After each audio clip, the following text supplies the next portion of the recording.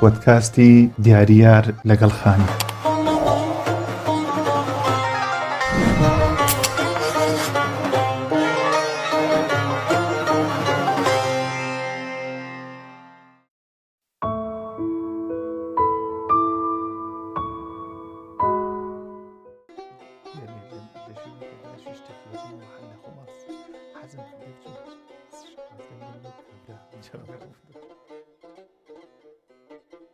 ئازیزان و خۆشەویستان سڵاوتان لێبێ،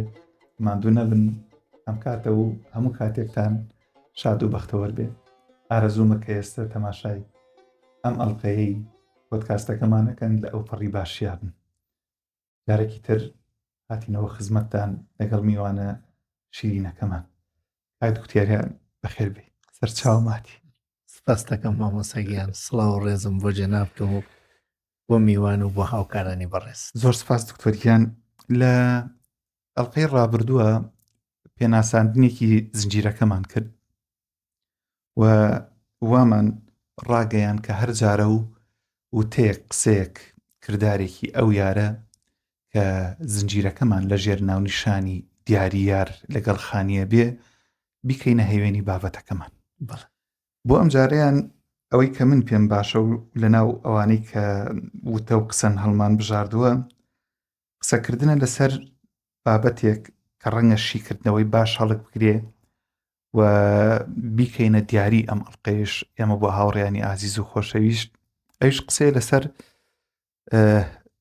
جدیەت نەبێتە حەساسیەت. من حەزەکەم لەسەر جدیەت مەبەستمان هەروەکو چۆنتمان دیارەکە چ جدیەتێکە، ئایا جدیەت بەردەوام خراپە یان چۆنی ئەم جدیەتەی کە ئێوە لێ تێکەشتون مەبەست لە چییە؟ بچنە ناو بابەتەکەمانەوە. دەستخۆش مامۆساگیان، جدیەت نەبێتە حەساسیەت ڕستەیەکە، بەڵام وەختێکانە وردی ئەبی تۆ دەرسێکە، چیرۆکێکی قورس و قوڵە. وەختێ ئینسان ئیشێکە کات فەرمانێکیە ئەبێ بە جوانی ئیش و کردارەکانی ڕابپەڕێنێ. هەر ئیشێک پێناسەیەکی خۆی هەیە، ڕێو ڕسمێکیە، نەزمێکیە، دقەتێکیە، چوارچێوەیەکیە، ئامانجێکیە. ئەبێ تۆ جددی بیت، کەم تەرخەمی نەکەی لەو شتانەوە. ئەگەر کەم تەرخەمی بکەی ئیشەکە کەم و کورتی پێوە دیارە بێت، و ئەگەر تونوتێژی بکەی حەساسیەتی تیا دروست بێ ڕەنگە بیشڵەژێنی و هەر تەواو تێکی بدەیت. وەیە ئیش ئەگەر لە منهەجی خۆیان بە دقت بڕوایە مە بەم دقەتێژین جدیەت. هەموو شتێک بۆ خۆی ئەو جدیەتەی پێویستە. ئەگەر شۆخیەکەی ڕێوڕسمی شۆخی لە بیراوی، لە شۆخیە ئەبێت پێکەوە بخۆین، نە یەکتر بخۆین، پێکەوە پێ بکەنین، نە بە یەکتر پێ بکەنین. ئەگەر ئەم ڕێوڕسمە بەرچاو بکەیت و بە جددی لە بیری ئەواویتە من خەریکم شۆخیەکەم، وریابم کەسەکە نەخۆم، بە کەسەکە پێ نەکەنم، پێکەوە بە بابەتێکی جوان پێ بکەنین. ئەمە جدیەتە هەرچەند خەریکی شۆخیت. ئەگەر خەریکی عەمەلیاتێکی جەڕاحیت، دکتۆرێکی، جدیەت ئەوەیە کە ئەو دەردە چارەسەر بکەیت، بە دوای عیلاجەکەیان بگەڕێی و دقت بکەیت، چون کەمترین کەم تەرخەمی لێوە تێکێدات. ولی ئەگەر حەساسی و حەماس بگری ڕەنگە خراپی بکەیت، چون دکتۆرەکان مناڵ و ئافرەت و خێزانی خۆیان ناتوانن عەمەلیات بکەن. جدیەت لە وەرزشە، خەریکی وەرزش بۆ تەندروستیە، وەرزش بۆ دۆستیە. لەو کاتەوە وەرزش و گۆڕەپانەکانی وەرزش دروست بوون بۆ ئەوەی دروست بوون کە ئیتر وڵاتەکان بۆ ئەوە نیشان بدەن لێ هاتوون بە چەک و بەشەڕ لەسەر سنوورەکانە و کوشتن و ڕوخاندنی یەکتریەوە نیشان نەدەن، بەڵکو لێ هاتووەکانیان گەنجەکانیان لە بوارەکانی وەرزشیە بێنە گۆڕەپان لەو پەڕی مرۆڤایەتی و ئەخلاقا بە جدیەتەوە لێ هاتوویەکانی خۆیان نیشان بدەن، نە بە حەساسیەت. بۆ نمونە خۆتەزانی جەماوەری فوتباڵ لە هەموو وەرزشەکانی تر زۆرترە. ئەبێ لە تۆپپیا وریابین ئێمە لێ هاتوویەکانمان، مەهارەتەکانمان، لێزانیەکانمان، خێراییەکانمان، هاوکاریەکانمان لە تیمەکانیشان بدەین بۆ براوە بین، دۆڕاو نەبین. وەختی ئەبێتە حەساسیەت ئەدەین لە قاچی بەرامبەر ئێشکێنین، غەشەکەین، تووڕە ئەبین، شەڕ ئەکەین، بۆیە لێ جددیت لا ئەدا ئەچوا بۆ حساسیت و لە ڕێوڕسمی وەرزشە ئێمە هەم قارەمانمانەیە هەم پاڵەوانمانەیە. پاڵەوان بەو کەسەیەژین کە لەو پەڕی جددیەتە مرۆڤایەتی ناخاتە ژێری ئەخلاق بەرچاوەکات بۆ سەرکەوتن زۆر کات خۆی ئەدۆڕێنی. سەرکەوتن لە ئەخلاقا وەختێ بەرانبەرەکە و بریندارە پێویست ناکات تۆ براوە بیت یارمەتی ئەو براوە بوونە. ئەوەیە کە لەویانەوە هەموو کەسێک هەوڵی سەرکەوتنەدەن ئەگەر حساسیەتیان بێت ڕەنگە ببنە قارەمان وەلێ نەبنە پاڵەوان وەلێ ئەگەر جددیەتیان بێت دەتوانن هەم قارەمان بن هەم پاڵەوان بن یعنی هەم سەرکەون لە کێبەرکێکا و هەم لە ئەخلاقی چا جوانیەک بنوێنن کە یان کاتە پاڵەوان. مەبەست لەوەی کە جددیەت نەبێتە حساسیت ئەوەیە کە هەر ئیشێکت هەیە بە جوانی ڕای پەڕێنە وریا بە ئسترس قەلەقی کێبڕکێ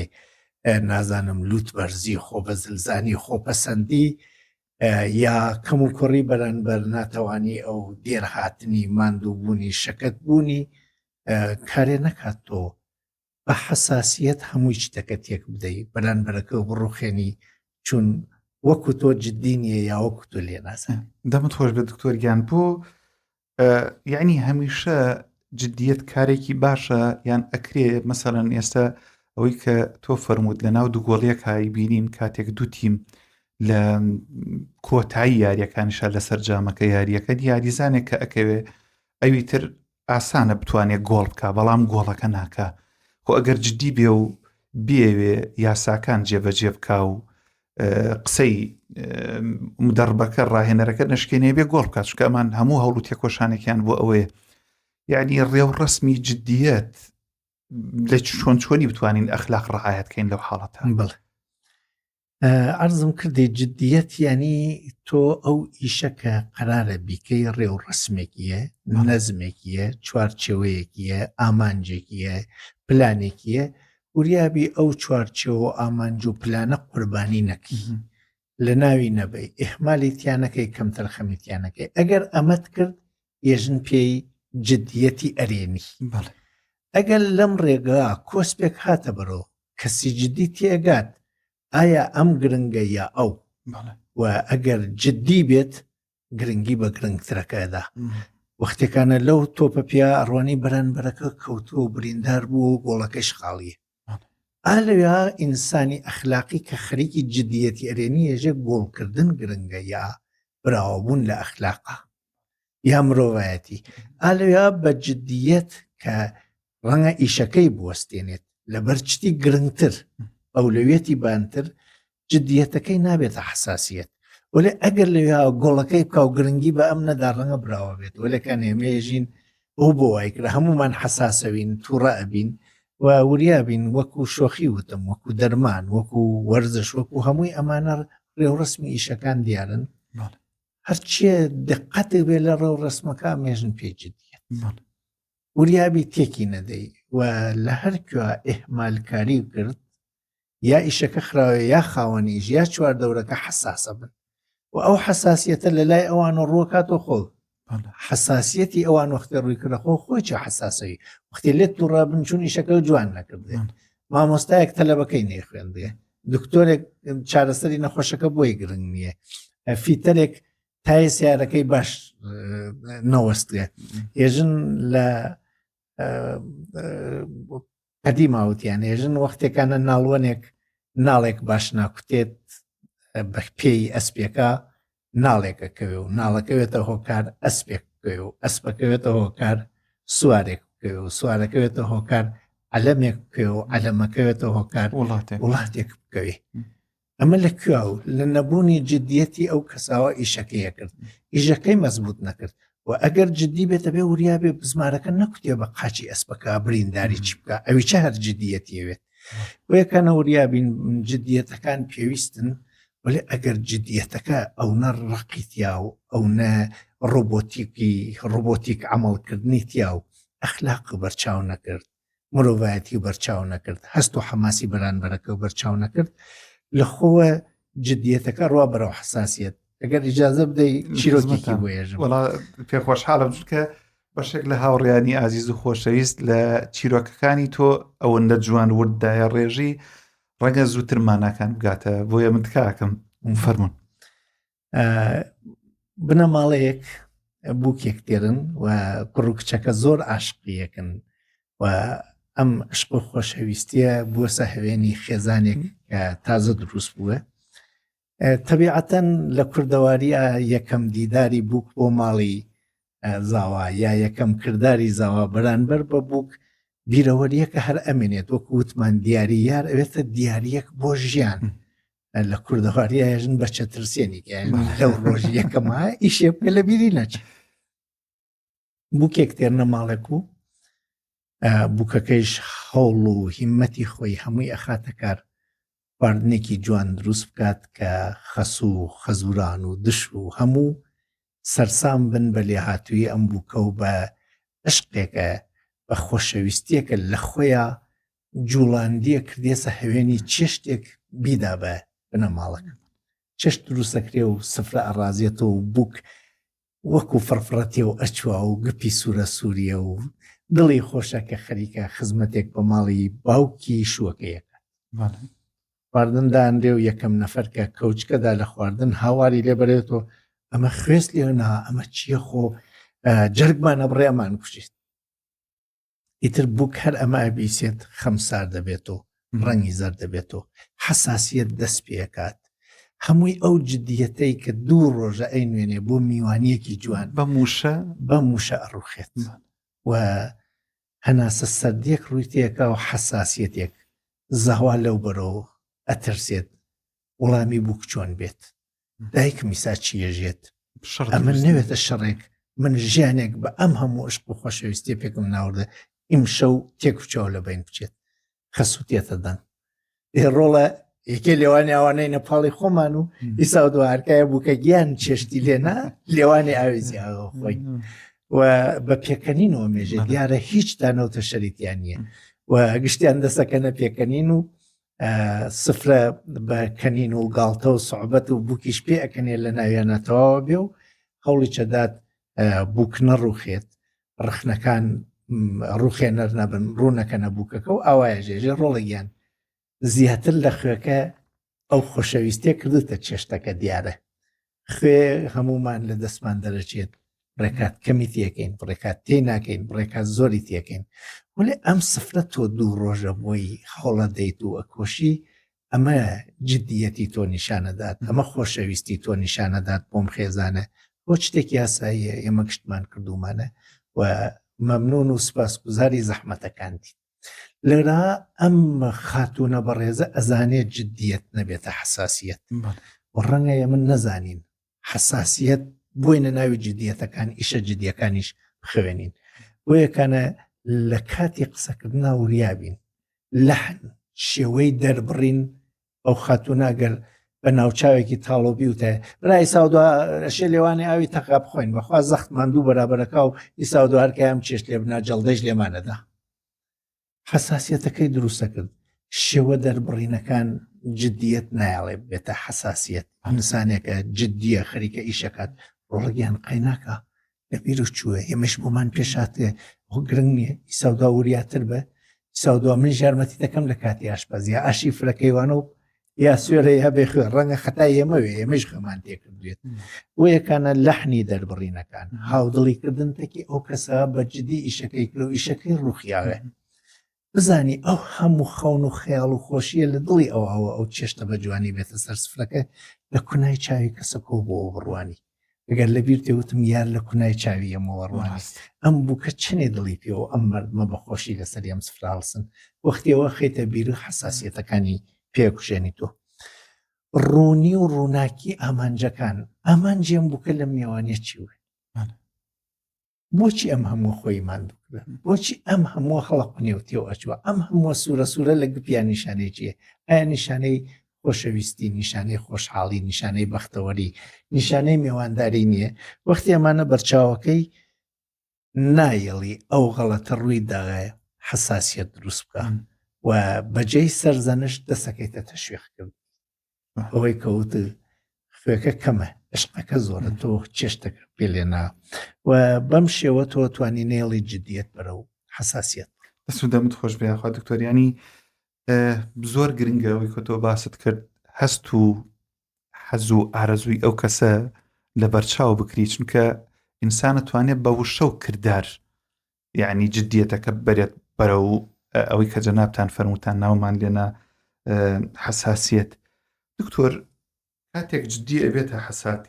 حساسیت یعنی هەنگاوەنە لە ڕووی دەرونیەوە ئەم کەسانە چیان بەسەراتی؟ لە ڕاستیە حساسیت هەلە بەشی ئیحساس و عەواتفە و جدیت هەلە بەشی پلان و بەرنامە و لۆژیک و عەقلانیەتە. وەختێکانە ئەم بەرنامەی لۆژیک و عەقلانی و منەزەم و دەقیقە تۆ خەریکی ئێڕێژی بەرانبەرەکە گاڵتە و پێکا یا لێو تێناگا یا بەرپەرش دەداتەوە یا یا سوکت ماشایەکە یا سەبر لەسەر ناکرێ یا بێ ئەحترامی پێکا لە خۆوە تۆ بێ ئەوە بزانی هەستەکەی گەرمایە ڕووتیەکە چون حساسیت هەستە جوڵێنێ هەستیش تۆ تیاتا دۆختێ دروستە بێ پێی ئەزانی ناتوانانی هەست دروست بشانی تۆ ئیسان ناتوانانی تووڕێی ڕاستەقینە ئالەرا لە خۆتا دروست پێی ولی ئەگەر ڕێزی پێ بکرێ بێ ئەوە گەرەکتێ خۆی دروستە بێت. ئێمە وەختێ کەسێک جددی بە پلان خەریکە خزمەتێک بکە خەریکە ئیشێک بکە شتێک دروست بکە کارێک بکە بە بێ ئەحترامیەک بە بێقەدریەک بە تانەیەک بە تەشەرێک بە گاڵتەیەک بە ڕووخاندنێک بە ئەم نمونەوە لە لێ ئەدەینە هەستی تیاجوڵێنین و هەست هەمیشە مەگەر کەسەکە زۆر لێ هاتوێت بەرهەڵستی عەقڵەکە و ئیشەکە ئەوەستێنێ و بەلاڕێ ئەمانوە و لە کاتی هەستا بە تایبەت ئەگەر هەستەکان نرێنی بن سوورێک دروستەکەن کە هاندەری یەکترن ئەو تۆی ڕووخاندێت تۆی وڵامێکی نەرێنیە دەیتۆ ئەو ئەوەندەی تر سوورە بێت لەسەر ڕووخاندن لا ئەەکەی تۆ چی هیچ نەماوە نە ڕێز ماوە نە ئەحترام ماوە نە ئیشەکە لە جێ خۆیان ماوە بۆیە لەم کاتانە لایەنی سۆزداری کەسەکە مەگەر زۆر بەقوت بێ ئەنا جدیەتەکەی کردە حساسیت هەم خۆت هەم ئەو هەم ئیشەکە ڕەنگە ڕوخێن. ئەندە سوودەمت خۆش بێخوا دکتۆریان لە بینی منطقی و ئەوەی کە جەنابتان باست کرد عەقڵە زۆر گرنگە. دکتۆریان وردە بەرەو پایانی ئەم پۆدکاستە شەشی نازانم کاتەکان هەر زۆر لە خزمەت جەناب تا تێپەڕن. ئەگەر کۆی ئەم ئەڵقە بە بینەران و ئازیزان و خۆشەویستان بڵین کە تۆ ئەم سەرتێڕە جدیت نەبێتە حساسیت وای لێ کردی بیکەینە ئەڵقەیەک بۆ ئەوەی ئەوانیش بجوڵێنێ کۆی بکەیتەوە ئەرزمانیکەی لە خزمەت تابی. مەمنونتم مامۆستاگیان لێکۆڵینەوەیەکیان کردێ لەسەر کەسانێک سەرکەوتوو بوون لە جیهانە و تەمەنیان چووەسە ژووری 1970 وتیانە ئێوە ئەم تەمەنەتان ڕاپەڕان و تەواو بوو کاتێکی وانەما لە بەردەستانە بۆ ژیان هەمووشتان کەسی سەرکەوتون لە ئابووریا لە کولتورە لە سەقافەتە لە خوێندنە لە نووسینە لە مرۆڤایەتیە لە بوارەکانی ژیانی مرۆییە چی ئازارتانەدات چی ئەتانتوانی بیکەن و نەتان کرد لە کام پەشیمانن یەکێ لە ڕستەکان وا لە زمانی هەموویانەژن بزگاوەندە جددی نەبووایین کە جدیەتەکە بوایەتە بەعەسی تۆراندنی ئازیزانمان لە دەستانی ژیانمان و تاڵبوونی گفتوگۆکانمان مدیرێکە زۆر جددیە وا نەزانێ جددی بوون ینی جددی بوون جددی بوون لەسەر نۆرم و هەمیشە ژووریابی ئەگەر کەسێ لە نۆرمەکە ناچوات ئەولەویەت پەیوەندیەکانە جدیت پەیوەندیەکە خراوکاوێتە حساسیت خۆزگا وەختێکێک تەلەبەیەک لە لامانە غەڵەتەکە ئێمە زۆر جدین بۆ تەلەبە فێر بێت زۆر جدین بۆەوە سەر بکەوێت وە لێ وریابی نەگەر سەر ناکەوێت پەیوەندی مامۆستا و تەلەبەکە زۆر جدین مناڵەکەمان ببێ بۆەوە دڵمە نابێەوە ئەگەر نابێت لاقل باوکو دایکێکە لە بین نەچێت حساسیت بنەماکان لە بینەوەات ژن و شوویەک زۆر جدین بۆەوە خۆشبەختون لە ڕێگەی خۆشببختیە بڕێکات ئەوەندە جددیە بن و بەدبختی و تەلاق دێتە ڕێگەیان ئێمە مەبەستمانە مەسە جددی بن وەلێ پێوەرێکتان بێت بۆ ئیشەکان وەختی گەرەکتانە ئەو پێوەرە تێپەڕێنن ئەو لەوێتە دوایینەکە بەرچاو بکەن ئەم جددیەتە خەریکە عاجزی دروستەکە خەریکە تووڕێی دروستەکەوە ئەم عاجزی و تووڕێ خەریکە ژیان دۆستایەتی پەیوەندی مامۆستا و تەلەبە ئیشەکە سەقافەت و ئەخلاق هێوەری لە بینەوەات وریا بە ئەم جددیەتە نەبێتە ئەو حساسیەتە ئەنا هەرگیز لێمان واتێ نەگەن نابێ کار جددی بێ بڵێ کار ئەتوانێت جددی بێ بەڵام چوو بەرەو حساسیت ئەبێ بیوەستێنی ئەوچە عقلێکی ئەوێت تێبگات کە جددیەت نەبێتە حساسیت دەست و دەمت خۆش بە دکتۆرگیان منەر بۆ پاڵپش بۆ قسانە زۆر جار لەو کێشانەی کە دێتە لای ئەمە و کوڕێنمای کاری پەروەردەی لە ناوەندەکانی خوێندن پەیوەندی مامۆستا و قوتابیەکە پەیوەندیەکی ئیداری سرف بووە بەڵام کاتێک گەورە ئەبێ ئەبێتە حساسیت ئەسلی بابەتەکە کە لەسەر چی بووە ون ئەبێ ئەوەی کە جەنابتان فەرموتان زۆر زۆر جوانە ئەبێتە حساسیەتێک کە باری دەنووری هەردوو لە تێکە چێ و بڕیارەکانی لە جێ خۆیان نابێت دنیای سوپاس دکتۆریان بە ئومێدەی ئێمە شێکێک بینەوانە هەوڵدەین جددی بین بەڵام تا ئەو شوێنی کە جەنابتان فەرموتان گێجەکە نەچێ بەرەو لای هێڵە سوورەکە و بێتە حساسیت زۆر سپاس دکتۆریان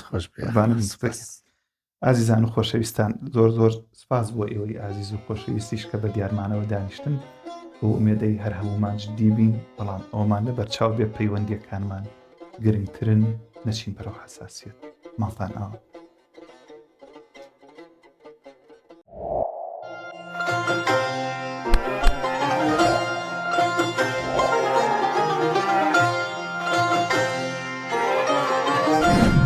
پۆدکاستی دیاریار لەگەڵ خانی